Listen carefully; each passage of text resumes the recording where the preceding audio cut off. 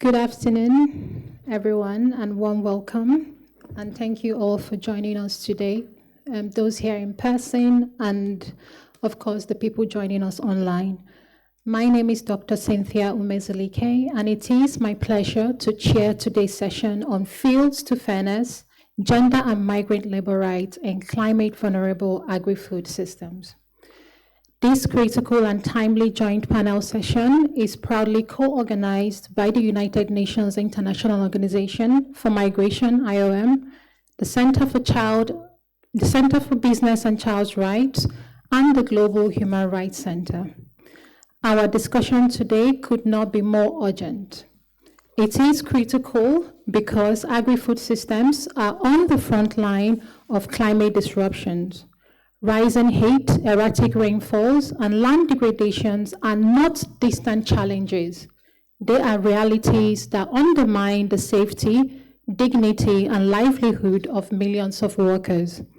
Those most affected are rural women and migrant laborers who are too often invisible, underprotected, and denied remedy, even though they sustain the very food systems on which we all depend. It is timely because we gather under the forum's theme, anchoring progress and strengthening regional leaderships on human rights through crisis. Today, multiple crises, climate change, food insecurity, unsafe migration, and gender inequality are converging. This demands that human rights due diligence evolve beyond compliance into a tool for climate just, gender responsive, and inclusive accountability. This session centers the voices, vulnerabilities, and resilience of those often left at the margins. We will hear how inclusive due diligence, fair remedy pathways, and gender responsive models can transform agri-food systems, supply chains, from exploitation to fairness, from rhetoric to accountability. This is not just about identifying risk. It is about anchoring progress. It is about ensuring that the women who harvest our crops and the migrant workers who sustain our food systems are not left behind in the transition to climate resilient economies. I invite you to engage with openness and urgency. Together, let us strengthen regional leaderships and chart practical pathways that move us from fields of exclusion to systems of fairness, anchoring human rights at the heart of agri-food systems. I am delighted to introduce our panel of experts to share their reflections on how we can embed fairness and accountability in climate vulnerable agri-food systems. On our panel today, we have on my left, Gayeng Ho. Gayeng is the Director of Research for the Center for Child's Rights and Business. Thank you, Gayeng, for joining us today. And on my right, we have Amit Chowdhury. Amit is the National Officer and Labor Migration Focal Point, United Nations International Organization for Migration, IOM. Thank you, Amit. And on the far end of my right, we have Professor Ngobo Emese. Professor Emese is a professor of law and the head of Faculty of Law of Aberystwyth University in Wales. Thank you, Professor, for joining us. And online, certainly not the least, not the last but not the least, is Marcio Castro de Souza. Marcio is the United Nations Food and Agriculture Organization Senior Fishery Officer, International Trade, and also the Secretary of the FAO Subcommittee on Fish Trade. Thank you, Marcio, for joining us today. Now, before we begin this panel discussion, we would like to hear from you. We would have the Menti questions running throughout the session. So one at the beginning, one right in the middle, and then one at the end. So please bring out your phone and engage. And I could share today that the outcomes from the Menti questions will be used not just for our discussions during the Q&A, but also for our post-forum research output, so it's very valuable that you engage and answer those questions. So on the screen now, we have our first question, and it says, when you think about agri-food systems and climate change, Whose voices and realities do you feel are most overlooked? So please take a moment to share your insights, and it will help enrich the discussion. I'll give a few minutes, and then we can move right ahead to our panelists for their reflections.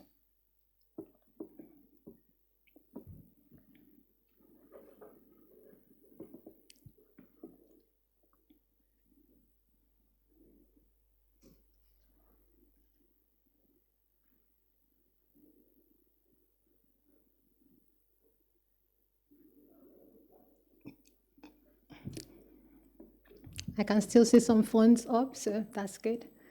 Okay, so now let's turn to our first panelist, and I think I will go to Guyane. And for Guyane, let's start from the basics, which for me is the grassroots, the farm level. As we know, brands often struggle to gain clarity on human rights at the farm level. From your perspective, why is it urgent for companies in agri-food sector to strengthen their due diligence, and what special attention should be paid to the risks faced by vulnerable groups such as seasonal migrant workers? Over to you, Guyane. Thank you. Thank you, Cynthia. So thank you everyone for joining the session. So to address your question, I'll break it down into three parts. So first, why brand struggles? First of all, agriculture setting is extremely fluid. It's an open ecosystem, and multinational companies, unfortunately, we have seen where the supply chain is extremely complex. Partly, they have many tiers before they get to the worker, partly because of risk, partly because of the economics of it, and partly, frankly, it's also the locality that's required. So we often see there's so many tiers before they can get to the workers and before they can even hear the workers' voice. So at the Center for Child Rights in Business, we have worked with over 70 multinational companies in looking at how to really transparently map the supply chain and looking down into the worker level and the fields level, and to ensure that how due diligence are delivered down on the ground. And to uncover that, we are thankfully seeing the trend of multinational company are trying to address that to the sourcing hub and right at the sourcing level.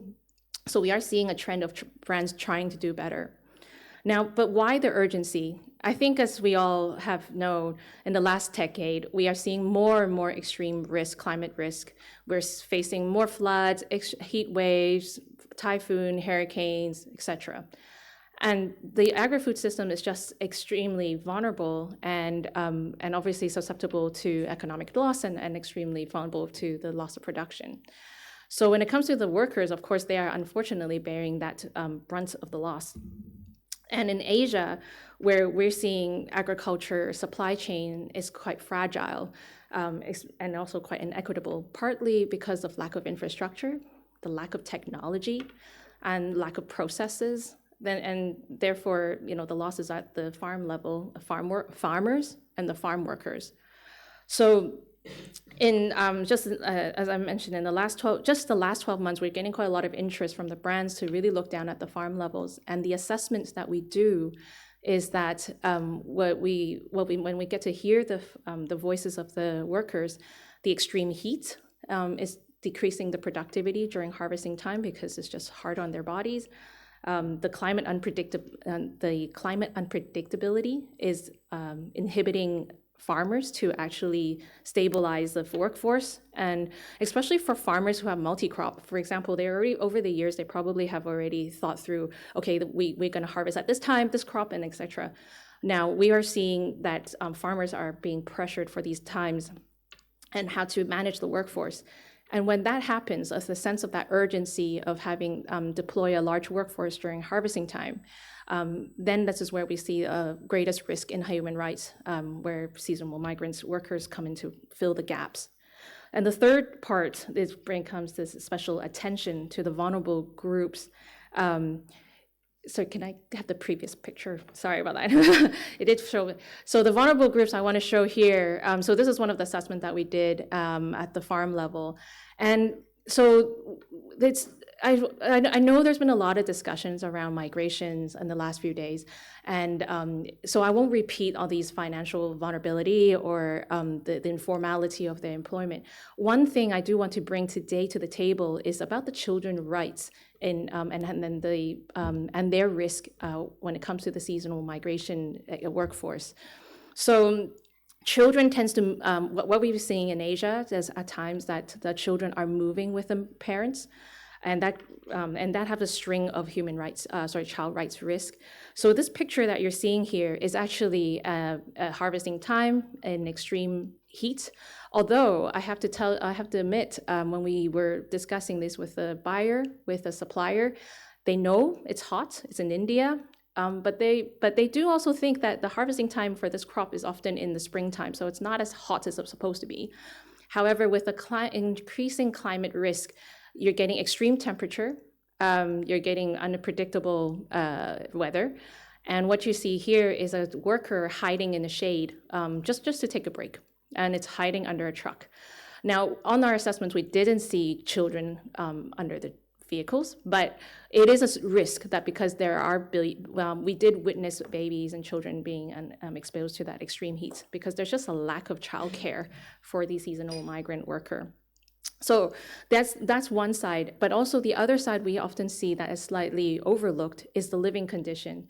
Now, these are domestic migrant workers. Often they may not come up on social audits, and their living conditions are actually a few kilometers away from farms.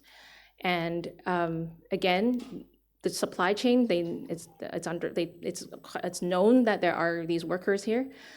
But until we put it on the framework that is like, we have to look at their living condition. It's part of your duty as an employer to understand that what are their working conditions because you employ them remote, like from a different location. And these are the deplorable living conditions that some of these seasonal migrant workers are living in. And the worst part is, of course, the children are coming along. So the children are also exposed to unhygienic and unsafe living conditions. So that is one of the part that I did wanted to bring and talk about the migrant children and their rights.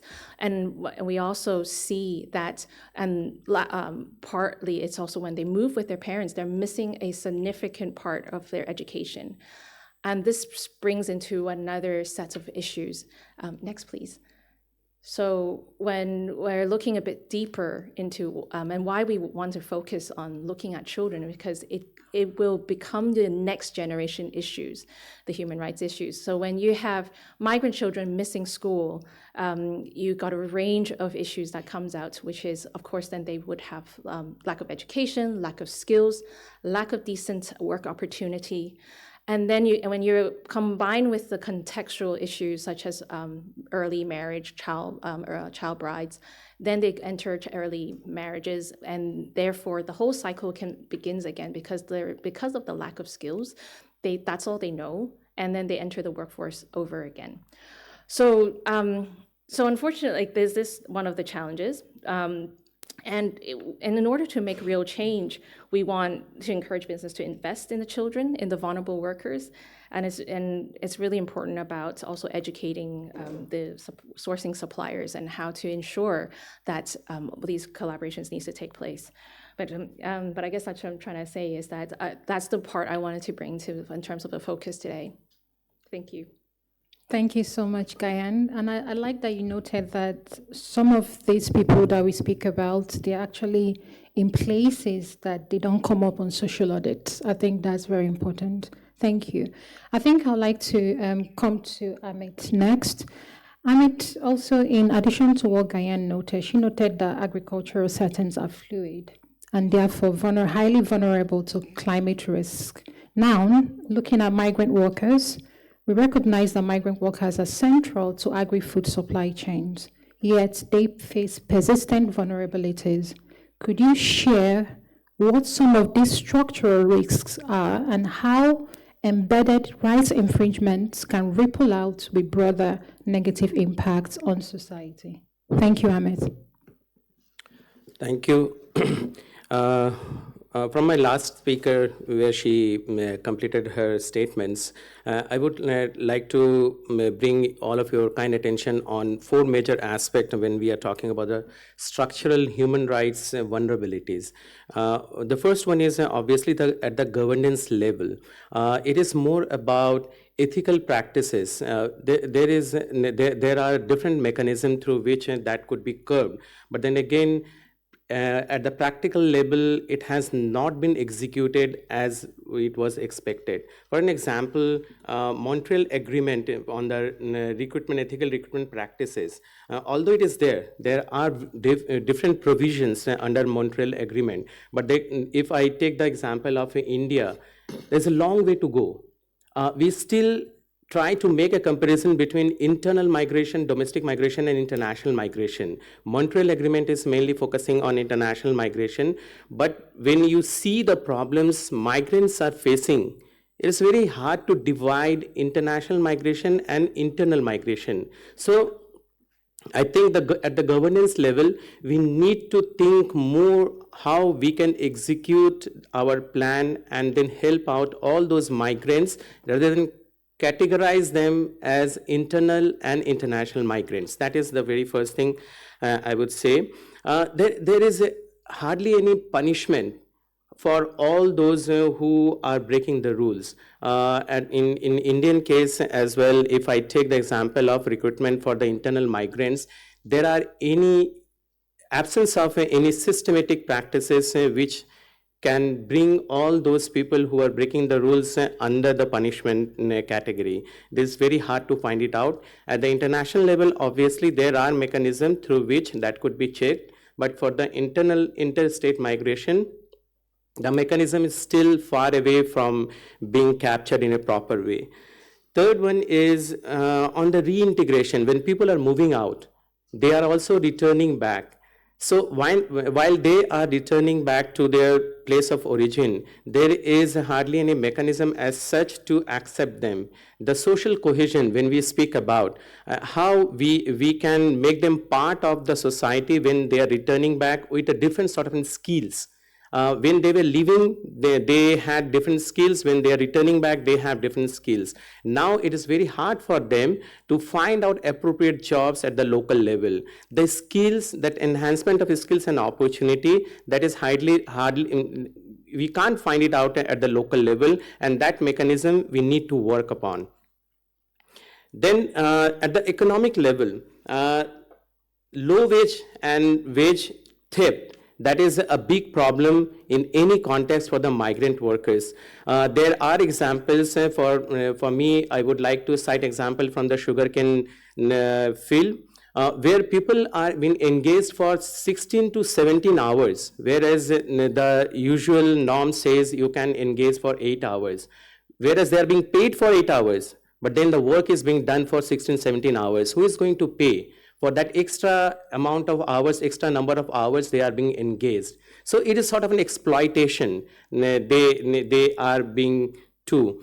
Then living wage, we always think about their wage. They are getting something, but then again there is a big question how we can calculate and having the discussion on the living wage. People are moving from rural areas to urban areas.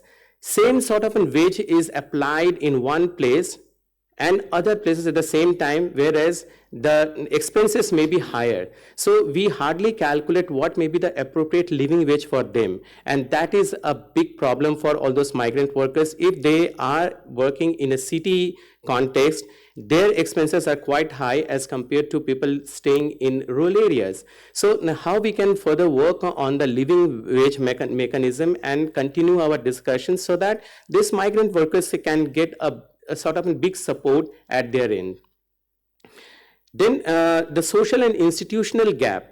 There is a completely, as I said, weak enforcement system, which is the mechanism is yet to be stationed at the local level, and there is a systemic abuse because in absence of such enforcement system.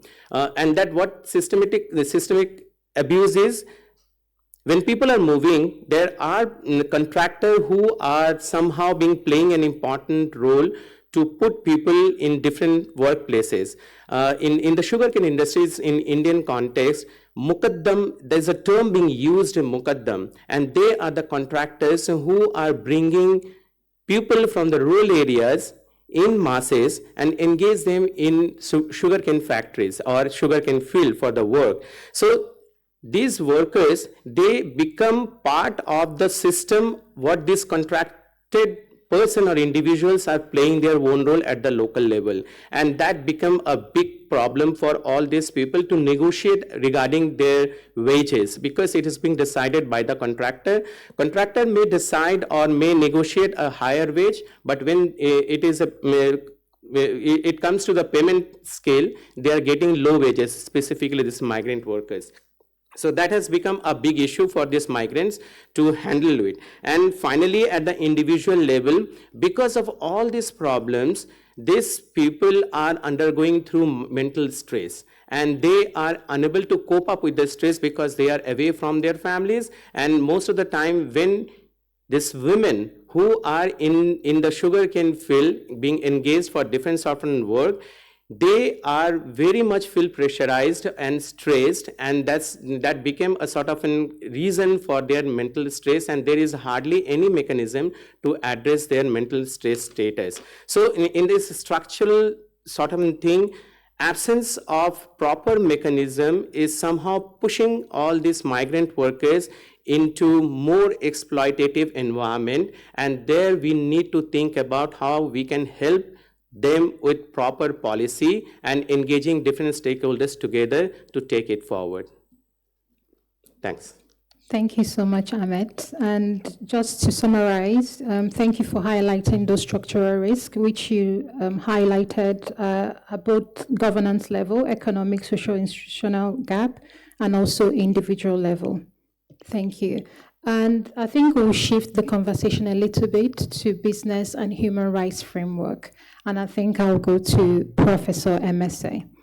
Now, Professor MSA, from your perspective, how can business and human rights framework be strengthened to ensure corporate accountability in extractive sectors whose operations directly disrupt agri-food systems and expose rural and migrant women to environmental and labor rights violation? Thank you. Thank you. Thank you very much for that question. And in some sense, I think I'll just build on the very eloquent contributions of my fellow panelists. Looking at the question or the issue from the perspective of business, human rights, and their governance, I would say there are three key areas that one needs to look at in order to strengthen protections for women and migrant workers in this space. And these, for me, would be effective stakeholder engagement and participatory governance processes, ensuring mandatory human rights and environmental due diligence for businesses, as well as strengthening institutional framework for rule of law enforcement and access to justice. And I think in discussing that, it's important to frame why this is the context I take to this question. Oftentimes when we're thinking about agri-systems, we're thinking about a particular sector, particular industries, and we're framing our discussions in the context of that sector and those industries. However, if we really think about it, this question about agri-food systems are multidimensional. They're multidimensional in sense of the impacts and implications on the system itself, climate change as a resultant outcome, and then the place of migrant workers and women within that context. So if we think of the very nature of this multidimensional process, we kind of think about land, water, forest, food, all of that are implicated in these systems. And industrial activities, not just food-based businesses, all forms of manufacturing, including extractive sectors, have implications for these systems. And Specifically, looking at the extractive sector, which I do most of my research around, we'll find that exploration for mining, oil, and gas development across the board has implications for food systems. And the impact on the food system, as a result of pollution from these industries, have direct impact on particularly rural women who are based in these areas and for whom subsistence is directly linked to food supply and food sources. This is then exacerbated by the impacts of climate change, such as sea level rises leading to flooding, such as the heat situation that we've talked about, leading to desertification and all of that, then raises further concerns for these people. However, when we think about the governance of businesses, these specific intersectionality isn't addressed in these systems. So rather, what we find, perhaps under any of the systems that we may be looking at, which in and of themselves are have huge gaps. Let me use that framing, have huge gaps. So if you look, for instance, at the UNGP, it talks about holding businesses accountable within the context of national frameworks. And that has challenges and implications for addressing some of these concerns that arises in those spaces.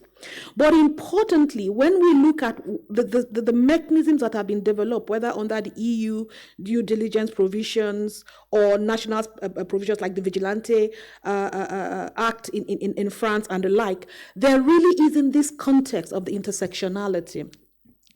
And discussions around how we understand the ways in which these systems impact on women, on migrant workers, and therefore their voices to be heard, which is why I like the question we started with. How do we hear their voices in the engagement and participatory processes, such that the policies and the mechanisms that we develop following from that actually take into cognizance the specific situation of these women. For the past 4 years, up until last year, I was involved in a project where we're looking at the impact of climate impact and extractive industry pollution on women in the Niger Delta as part of a wider piece of work. And what you find is that there are very specific gender-based outcomes for these women. Women, for instance, in these rural economies are more likely to bear the huge burden for a lot of these farm-related activities, fisheries, farming, and the like.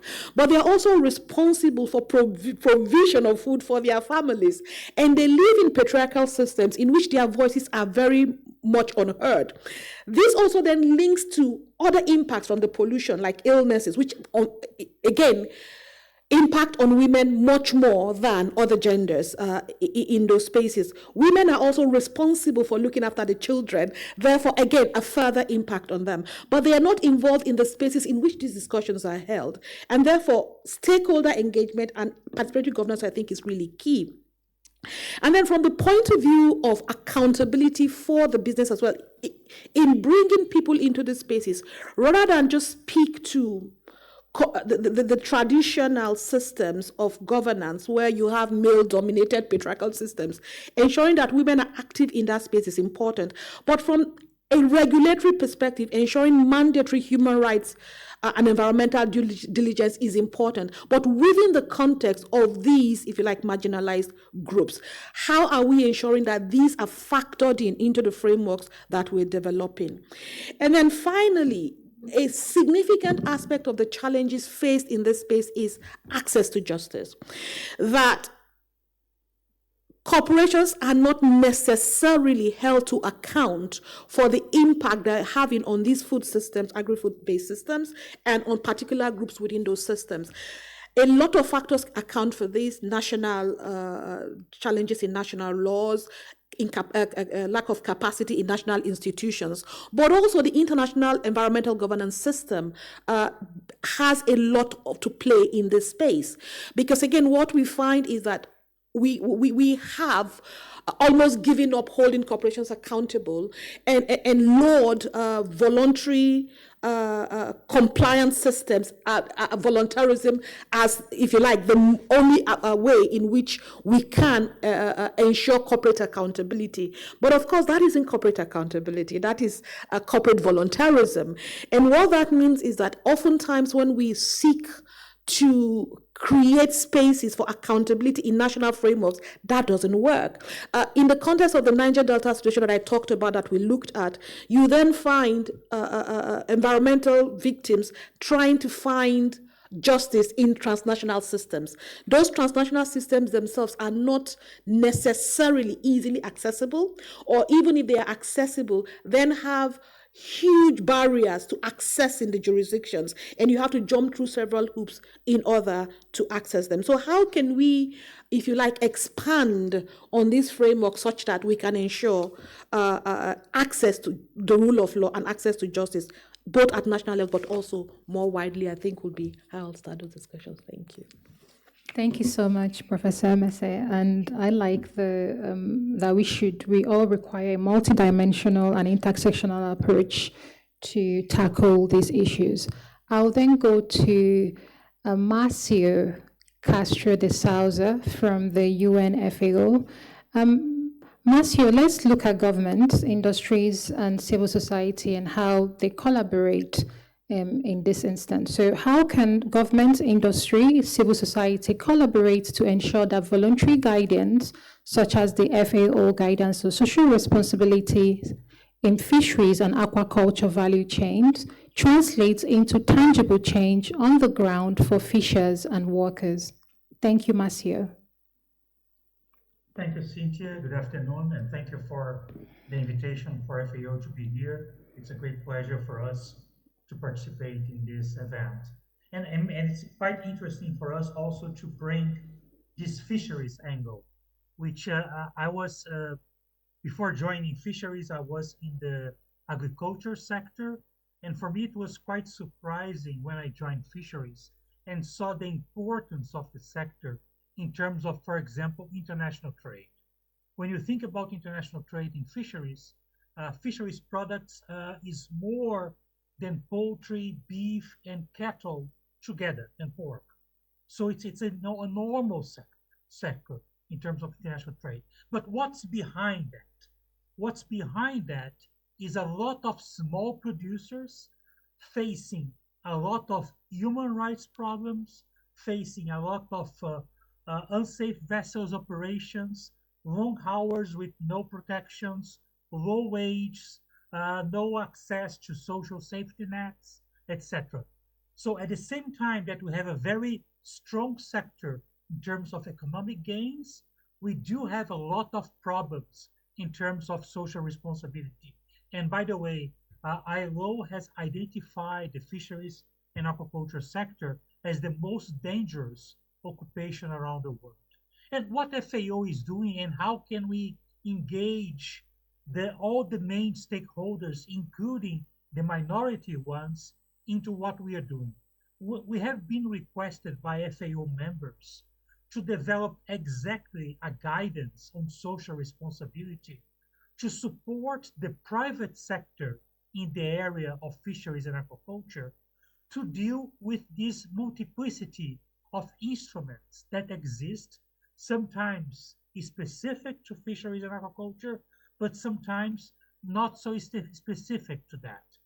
And what we have been doing in the last maybe 4 to 5 years is engage with different stakeholders as in a wide participation as possible in order to get inputs and to draft together with those stakeholders what we are trying to build up as this FAO guidance. So the idea is that the FAO guidance is not going to be something completely new, but it's going to facilitate compliance by the private sector with the existing instruments. As I mentioned before, sometimes specific to fisheries and aquaculture, sometimes not so specific. And one thing that aligns a lot what has been said before by my other colleague speakers is that the guidance that we are developing, and again, requested by FAO members, it is structured around exactly 6 sectors. So the idea is to cover exactly the entire value chain. So we are talking about industrial fishing, small-scale fisheries, aquaculture production, processing, distribution, and retailing. So this is the idea, and the idea is exactly to have this guidance as inclusive as possible. But as I mentioned before, the guidance is a voluntary instrument. It's only a guidance. It's focused on the private sector to facilitate compliance, but definitely including in the meetings with different stakeholders, but including the government that we had before, it was very interesting to listen from the governments how helpful this guidance can be to them too. Because we all know how those instruments covering human rights, cover labor at international level is very complicated and very complex in terms of their interactions. So the guidance is to bring some clarity. And again, how a voluntary instrument can be useful and can be indeed implemented. First, it was built on an inclusive process that has focused exactly on many of the voices that are not so heard in terms of the fisheries and aquaculture sector. First of all, that's the first argument. The second one is that we have included in this developmental process all the main stakeholders, not only governments and the industry, but as I mentioned, the private sector, the small-scale operators, indigenous people, small communities that are linked to the fish production, fish distribution, and self-consumption of fish too. So this is idea about having a built-in accountability in terms of preparing and building this guidance. So I would say that maybe just to summarize is that the voluntary aspect, it's just, in my opinion, it's just the title of the document. Because what we can get in terms of applicability and use of that guidance is the process that has led to an inclusive and very participatory process.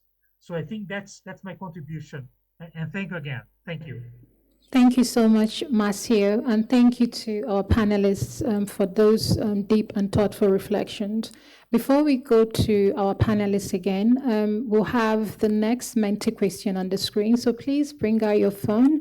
Like I said at the beginning, the feedback from you, the audience, would also help us in our research and gathering data for our post-forum publication.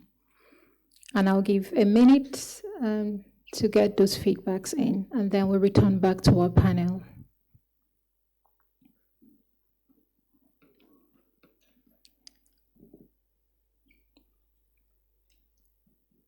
So on the screen, we have who should take the greatest responsibility for ensuring climate just, gender responsive, and rights respecting agri-foods supply chain. So who should take the greatest responsibility? It could be businesses, government, civil society, consumers, or maybe all of them equally. Okay. Thank you all. We'll now return back to our panelists. And I think this time I will start with Professor MSA. And I think we should look at legal mechanisms and policies. So what mechanisms, legal policy and community-driven, can be implemented to protect and empower rural women in oil-populated regions whose loss of land, livelihoods, and health undermines both their labor rights and food security in increasingly climate-vulnerable agri-food systems? And can I say that Professor MSA is the best person to take this legal perspective on the panel? Thank you. Thank you. Thank you very much, Cynthia. It's a really good question, and I think I'll think about it in three core areas that we could look at in terms of ensuring this regulatory accountability. For me, first and foremost, it will be ensuring that we implement what we've agreed globally since the Paris Agreement on Climate Change, which is fair compensation for loss and damage. Which will be based on the polluter pays principle. Because I think once we do that, we bring in the responsibility of businesses in this space.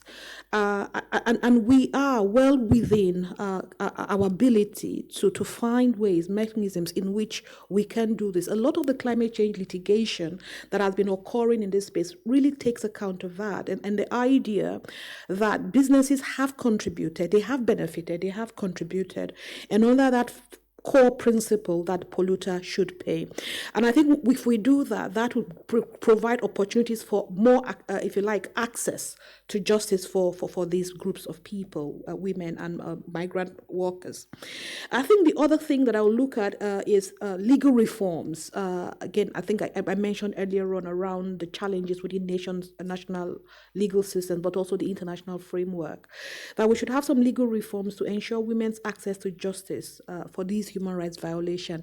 And again, looking specifically at the particular characteristics that disenfranchise women in this space, and ensuring that those are specifically addressed in the frameworks that we have, because at the moment that is not the case, and therefore we do not take into account the further challenges that women, more than anybody or any other group, and children as a result, have in accessing justice in these jurisdictions. And this could include things like frameworks that provide clear pathways for women to access justice, and setting up mechanisms that can be easily accessed, funded to support their access to these mechanisms. And finally, I think we need to invest in grant-based and community-led, grant-based, and I think I pay particular attention to that, and community-led, gender-responsive climate adaptation measures. And I think that, again, takes into account the vulnerability of women, both as farmers, but also as migrant workers in this space under the context of climate justice. And ensuring that it is grant-based will better facilitate women's access to these funding mechanisms to support their responses to climate change, and better equip them to be resilient to the impacts of climate impacts on agri-food systems. I'm trying to be time conscious this time, so I think I'm going to stop there. Thank you. Oh, thank you so much. Yes, and we'll quickly go to Gayan. Gayan, let's look at collaborations from a due diligence perspective. So from your experience, how can partnerships drive systemic change and help align with both voluntary and mandatory due diligence efforts? Thank you, Gayan. Thank you, Cynthia. I think in the past few days, we've been hearing collaboration in every session, almost every session, and it requires shared responsibility. It requires businesses and different stakeholders to adopt higher standards when the national regulation falls short, and also about making informal employment formalized. While they're all very true, I think what is really needed in reality is that, first of all, obviously there's more needs to be done, but there's actually quite a lot of ignorance on the ground, unfortunately. So at the center, we try to have a couple of key pillars in how to create this collaboration, because collaboration is also within the private sectors. So first of all, we want to talk about starting building trust within the private sectors or within the local partners themselves. So the local supplier, buyer, and workers, to really have a common language, especially in an agriculture setting, and especially in the Global South. We find that the language of human rights due diligence is really not the same as what we talk about now here in the room, nor in the boardroom. It's in some ways it can be foreign to them. So it's important that they think that we talk about, for them, it's not about risk management or occupational safety. So it's important to have that local context, to understand the culture, and really to create trust, so that these human rights issues are not being buried, hidden, but it's actually being discussed openly and then work together on solving it. So at the center, what we've done is that we try to understand what's happening on the ground. What you see here here is that when we're talking about with suppliers and their buyers, is that it's not just about shared responsibility, it's also about shared common goals. They're all in the business for a reason. They want to make economic gains. And for that, when you try to highlight the fact that when you address human rights due diligence, it's not detrimental to their profits.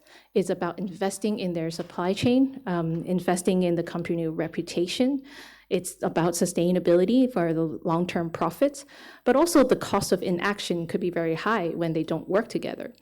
So, and then when you do that, you also, when you think about the local context, so here you see an example of how we work with the local supplier to look at talking and to hear the voices at the fields. Is this under the tree workshop? Because we understand that the workers, we need to get to their level to talk to them in their own language, in the way that they're comfortable, but also in a way that they would understand. So that allows us to collectively increase that capacity building at the fields. So for example, in India, we have recently launched a child rights hub where we ask buyers and suppliers to work collectively, despite competitively at the market, they are competitors, but we're asking them to work together to improve the due diligence at your sourcing communities and improve the human rights, the human rights due diligence and at the well-being of your workers. So, at this, what we managed to do is that for example, we try to understand the local context. So worker safety is one example where you have, we get a response and say, the supplier would say, oh, even the workers don't care about protection equipment. And of course, I mean, with a low safety culture, they don't want to wear a mask and gloves in the 40 heat. So, but without understanding that local context, it's really hard to have that cultural and motivation change. So one of the initiatives that we're working on is that let's educate who's going to be the change maker first. So we work with mothers to let them know that it's about the safety of the children.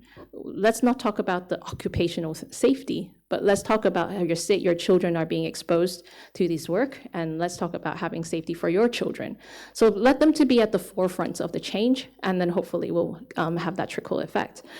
But then the other pillar that we also work with brands that we think that's important for this collaboration, as you recall the previous question, I was talking about child rights and how we can try to break that cycle, is about providing youth and young worker of decent work. So we work with corporates in multiple supply chains like coffee, timber, mint, sugarcane, you name it.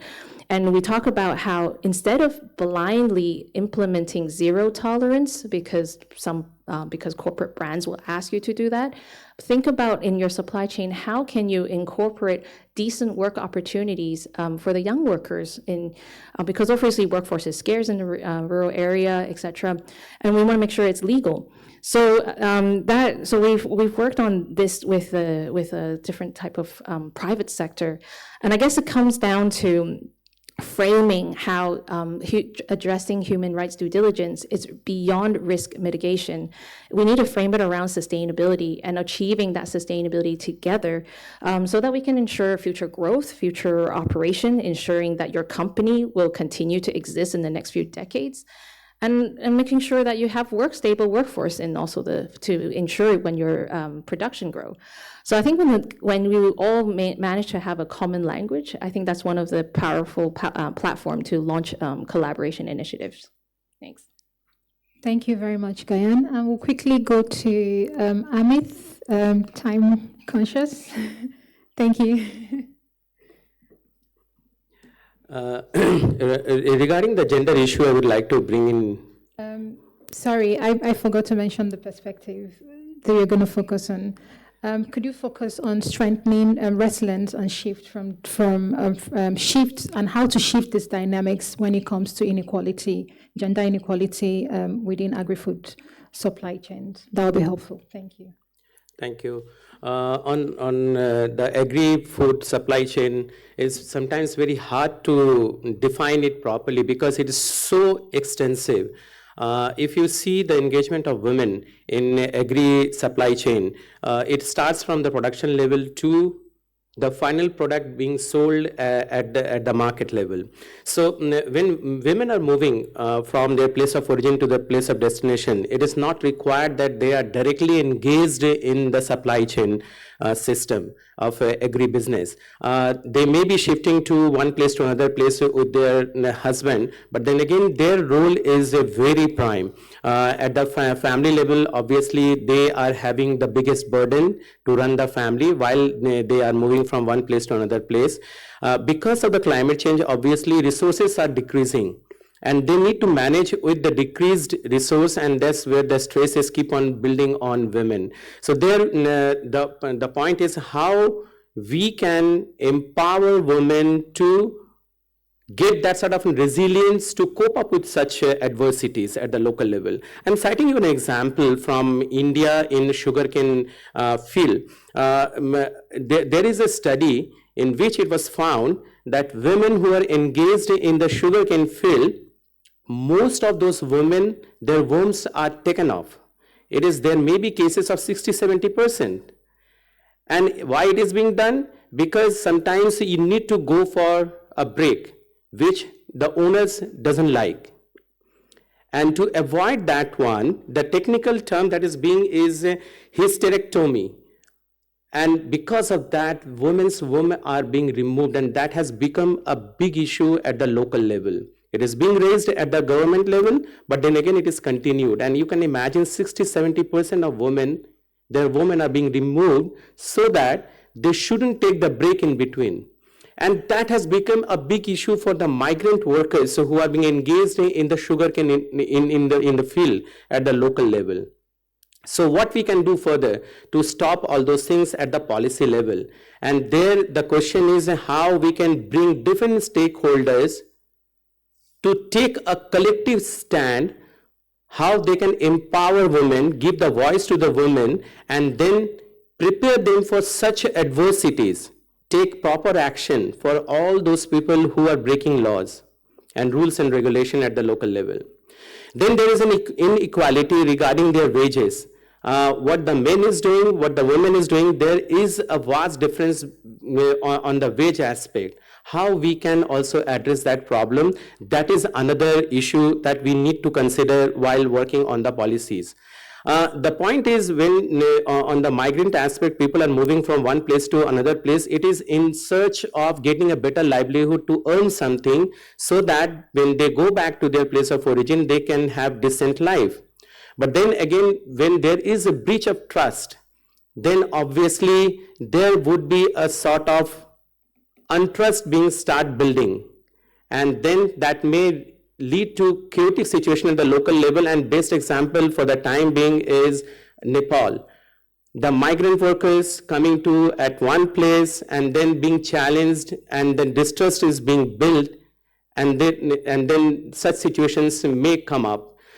To address such situation, it is better to have a gender responsive climate action where women are being also respected, the way they are being engaged in different form. They need to have a sort of a decision-making process. They should be playing an important role.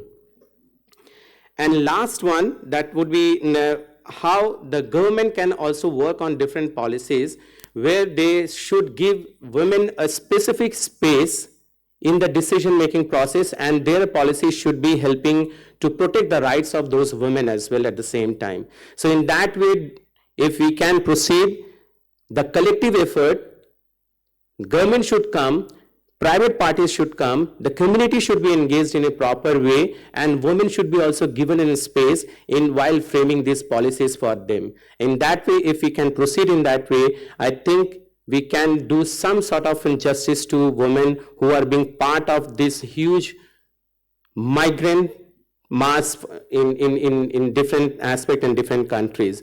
And for that also IOM is taking good number of steps at the local level. We have a strong due diligence process through which we always try to find it out how we can help on promoting different sort of practices which may help in an ethical way to proceed with. That is one. One step we have also taken, rather than expecting migrant workers to come to us, we thought why shouldn't we reach out to them to address their problems and reach out to them with the information, various information, and that's for that we have started Migration Resource Center and Mobile Migration Resource Center. And that Mobile Migration Resource Center, we are reaching out to different migrants, specifically women, to help them with the information and also helping them setting up different enterprises at the local level. So these are certain mechanisms through which we can help and address the problems at our level. Over. Thank you, Ahmed, for highlighting how to address those gender inequality at the local level. I will now go quickly to Marcio. Marcio, let's shift to consumers and international trade standards. What role do consumers and international trade standards play in promoting fairness and social responsibility along fisheries and aquaculture value chain? And I'll ask a follow-up question so you can address both quickly. How can we make sure that small-scale fishers, small aquaculture producers, and vulnerable groups, including women and migrants and indigenous people, are not left behind in the push for sustainable and fair aquatic food systems? Thank you very much, Marcio. Yeah, thank you for the questions, and I'm conscious about time. And just maybe to illustrate a little bit this issue about your question, this division about market demand and also how to make sure that inclusion is observed. In terms of market demand, what we have seen lately in international trade is that maybe 10 years ago, the big push to import products in terms of the requirements in fisheries and aquaculture products was basically the safety requirements. Governments and private sector buyers, they want to know if the product is safe to be consumed. In the last 5 years, what we have seen, particularly in some specific markets, is the demand for more information about the production of the fisheries and aquaculture products. Consumers are becoming more conscious in terms of about, okay, is this product that I'm buying, there is child labor involved? Is there human abuses in terms of work? Is there any other problem associated with social responsibility around this production of this product? So it was very interesting to see that the private sector now is creating this demand for social responsible products, let's call it that way, in the area of fisheries and aquaculture. Of course, it's not a widespread trend so far. It's basically some countries that are companies based in some countries that are requiring those compliance with social issues. However, that requirement is creating a positive action towards producers. So producers are becoming more conscious about how they should supply their products to that market in terms of social responsibility. However, when we think about those requirements, they act like, in principle, to put aside exactly small-scale producers and vulnerable groups, because of course sometimes they cannot comply with certification, or they have limited resources for capacity building, etc., weak bargaining power. So there is in principle an exclusion to that. Definitely, that's something that we do not want this group to be left behind in those market requirements that use social issues as a benchmark to buy products. In this regard, we also have seen those small groups sometimes organizing cooperatives, sometimes with the support of international organizations or NGOs, trying to mark their products on an international basis, going beyond the request of social responsibility. We have seen many producers from small scale, from indigenous groups, from other women, youth, marketing their products, complying with the social requirements.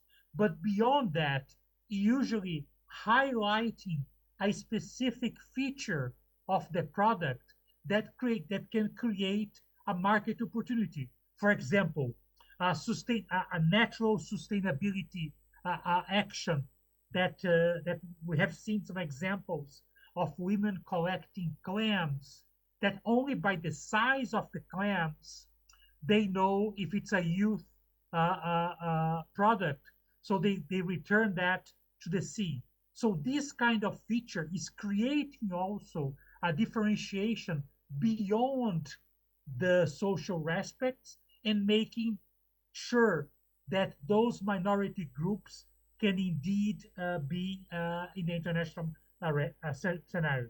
Just to finalize, I think we can definitely think that international trade can be a powerful tool to have fairness in terms of the players that are organized around fisheries and aquaculture. But this fairness can only be achieved if we think about inclusivity.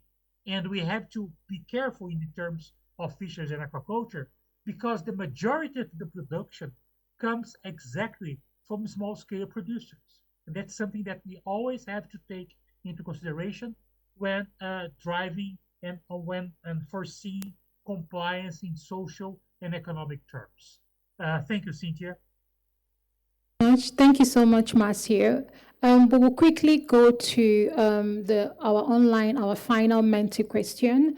And I think because of time, we may just be able to take one or two questions from the audience. And if we have any questions for Marcio, we'll take that first. And then we can close this forum on time. So quickly use your phones to answer this question, and then we can take one or two panel questions from the audience. And please make your questions brief and direct to a panelist, and then we can continue. Yeah. We can go to the audience. Any questions? One, particularly anyone for Marcio from the Food and Agriculture Organization? And if not, we'll go to our panelists here. We can take one or two questions very quickly.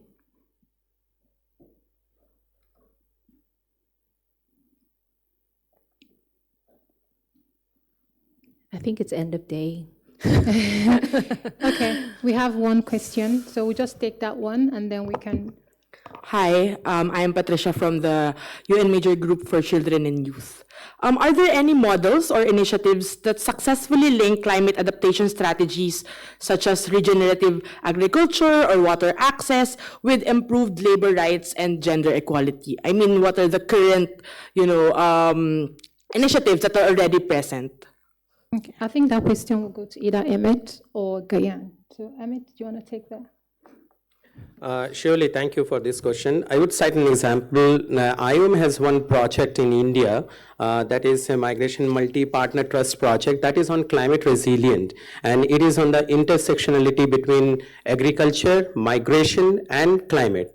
And then, as earlier I said, when people are moving, the most affected is the women who are left behind in the villages because increase of family responsibility, agricultural responsibility, livelihood opportunity responsibility, and overall the mental stress because the husband is away from the family. So what we have done, there we started this migration resource center, the mobile migration resource center, which is having all the gadgets, electronic gadgets inside with the TV set and everything. We are going to the villages. We are working on the training aspect on enhancing the skill of women at the local level. We are trying to make them part of the local governance system. We are also assisting them through the technology, which can help them in agricultural production at the local level as well. And at the same time, the remittances they are receiving from their husband, how we can further utilize them, also giving them on the financial inclusion, how we can strengthen them on the knowledge on the financial inclusion, and then through that system, we are trying to empower those women. And somehow they are being engaged, and they are also enjoying their freedom and their empowerment at the same time. But then again, the question is whether government is accepting those states or not. Yes, we are also getting the full support from the government, and corporates are also showing their interest, because through the livelihood, whatever production we are trying to come up with, we are trying to linkage with the government institution to sell it outside. So they are somehow getting financial support through such initiatives. So these are some small initiatives we are trying to take it through IOM initiative in India and in other countries and through IOM initiative. Thanks. So. Thank you very much. Okay, we would have a question. We'll take one more question and then we can conclude. Thank you. Please say your name and introduce yourself. Hi, this is Lydia. I'm from Leaday, a human rights law firm in the UK that work on accountability, corporate accountability specifically.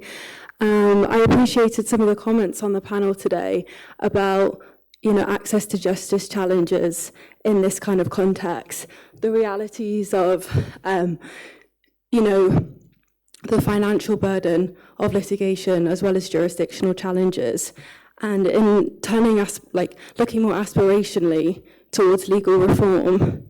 Something that I'm hearing more and more on is calls for not only mandatory human rights due diligence, but a mechanism, like a failure to prevent harm mechanism,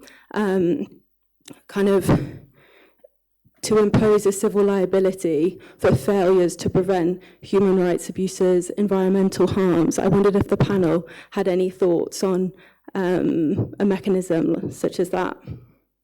Thank you very much. I think this question will go to Professor Emese. Thank you very much. I think that's a really interesting question. It perhaps allows me expand on some of the things I couldn't speak to previously. Yes, I think part of the challenge in this climate justice, environmental justice space has been that we're very much relying on rules, processes, laws that were not necessarily enacted for the kinds of harms and the kinds of challenges that we currently face. And there is always this, if you like, unequal powers in the legal space when we're trying to think about ways in which we access justice, or ways in which we ensure climate justice or environmental justice. And from a gender perspective, that is particularly so, because the framing of questions, the rights, opportunities that women have, including in their local communities. So for instance, in a lot of local communities, women may not have access to land rights, and therefore they may not have standing specifically in their own spaces, and would have to go through household heads or community heads or things like that. But also, just in terms of the legal system itself, when we talk about how we frame liabilities, it is very much adversarial in approach and linked to proof, which again is unevenly balanced between the claimant and the companies.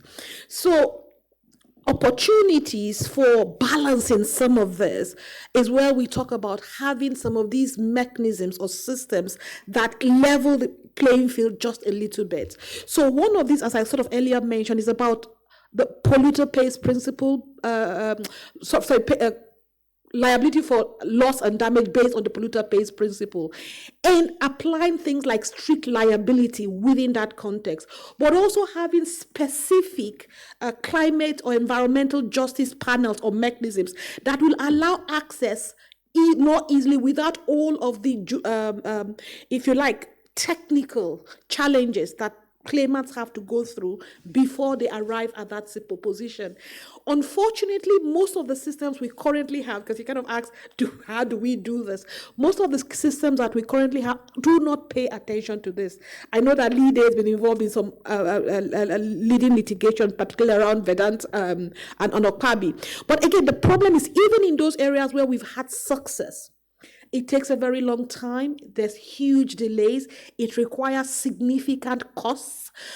We're having to go across jurisdictions, and that in and of itself raises its own evidentiary challenges that is not easily addressed in the current system. So if we can, through the UNGP and some of these frameworks that we are recognizing internationally as being important, so looking at liability for corporations beyond the immediate corporate interest to wider stakeholders, and therefore mechanisms that can better facilitate that, perhaps we can arrive at a more just situation. I don't have a specific example per se, but in terms of principles, that may be how we arrive at that kind of conclusion. Thank you. Thank you very much, Professor MSA. Unfortunately, we don't have more time to take on more questions. But as we come to a close of this important session on fields to fairness, gender and migrant labor rights in climate vulnerable agri-food systems, allow me to share a few reflections. First, today has reminded us why this conversation is urgent. Climate change is not just an environmental issue, it is a human rights crisis. And in our agri-food systems, it is rural women and migrant workers who bear the heaviest burden while enjoying the fewest protections. Second, our panelists and audience, they have also looked at what's at stake and what is possible. From Guyane, we understood the need for companies to move closer to the farm level, embedding stronger due diligence that recognizes the specific risks faced by seasonal and migrant workers. From Amit, we learned that it is crucial to adapt gender-responsive approaches in climate adaptation to make women work as agents of change for more resilient and just food systems. From Professor MSA, she highlighted the urgent need for legal reforms to ensure women's access to justice for human rights violations and losses. Masio evidenced why small-scale fishers, small aquaculture producers, and vulnerable groups, including women, migrants, and indigenous people, must not be left behind in the push for sustainable and fair aquatic food systems. Looking at our multiple audience contributions, and we could see that accountability should be shared. Businesses, governments, societies, investors, and consumers all play a role in ensuring that accountability is being shared. But progress requires anchored leadership. Leadership that centers lived experiences, strengthens remedy pathways, and invests in sustainable livelihoods rather than superficial compliance. As Eleanor Roosevelt so wisely reminded us, where, after all, do universal human rights begin? And she noted it begins only in small places close to home. At Global Human Rights Center, I see the truth every day in our work championing gender equality and advancing economic development for rural market women.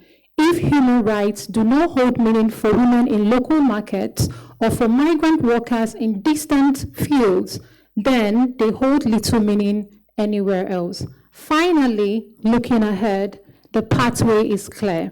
We must embed climate justice, gender equality, migrant workers' rights into human rights due diligence frameworks, ensuring they move from TikTok exercises to transformative tools. We must scale inclusive models and bring the voices of women and migrant workers directly into decision-making. We must strengthen collaborations across sectors and regions to deliver remedies that are fair, accessible, and durable. Today's dialogue has shown us that leadership is not about words or commitments alone. It's about accountability, fairness, and action. Let us live here with a shared resolve to move our agri-food systems from fields of exploitation to fields of fairness, and to ensure that women and migrant workers who sustain us are no longer overlooked, but placed at the very center of resilience and rights. If human rights truly begin in small places close to home, then our task is clear: to ensure that every farm, every market, and every field of labor becomes a place where dignity, fairness, and justice take root. Thank you to the United Nations, the joint co-organizers, our panelists, and to all of you for your engagement today. And we can and must ensure that justice and dignity are harvested alongside the food that sustain us all. I now draw this session to a close. Thank you all, and do have a safe trip to your various destination. And as they say in Thailand, Kapun Ka.